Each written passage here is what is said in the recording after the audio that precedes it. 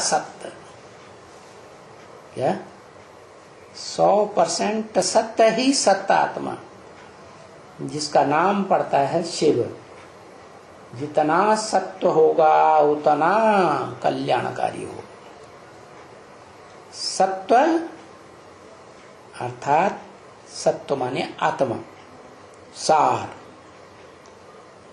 जितना सार निकलता जाएगा, देहभान बढ़ता जाएगा, उतना ही दुखदायी बनता जाता है।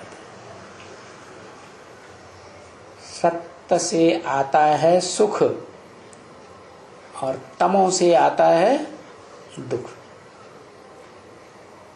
तो सच्ची सच्ची सत्य नर से नारायण बनाने की कथा है।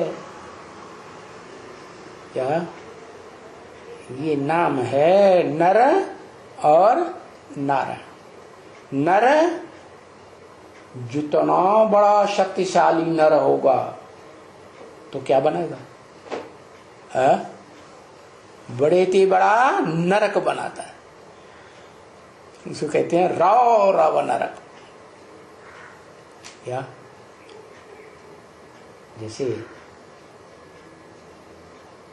गंदी नाली होती है ना, उसमें ढेर सारे कीड़े बड़े हुए होते हैं, तो रौरे आते रहते हैं, शे वो चैन नहीं। एक दूसरे को काटे, दूसरा तीसरे को, तीसरा चौथे को काटेगा। ऐसे ही जब कल्पांत काल में चतुर्थ विश्व युद्ध में महाविनाश होता है, तो एक एटम बम फोड़ेगा, फिर दूसरा एटम बम छोड़ेगा, वो तीसरा एटम बम छोड़ेगा, फिर चौथा एटम छोड़ेगा, वो उनके ऊपर छोड़ेगा, वो उनके ऊपर छोड़ेगा। बाप रे, देश के देश बर्बाद होते रहते हैं। कितना भय पैदा हो जाता होगा है? परेशान रहती होंगी आत्माएं या आराम रहता होगा बुद्धि को? तो बताया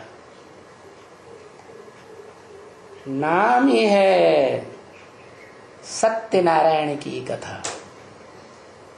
क्या षष्ठी की आदि में सत्यनारायण का सात्विक रूप विष्णुपद, और जब वही विष्णुपद वाली आत्मा नारायण की जन्म लेते लेते अंतिम जन्म में आती है, 84वें जन्म में, तो उसमें शिव प्रवेश करते हैं। क्या करते हैं या नहीं? प्रवेश करते हैं तो सात्विक बन जाती है क्या? है सात्विक नहीं बनती, उसे पता ही नहीं चलता कि मेरे अंदर ऊंचे से ऊंची शक्ति आई।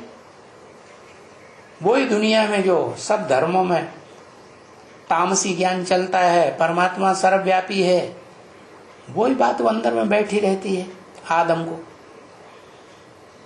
तो वो उसी भनक में रहता है, मैं ही शिव हूं।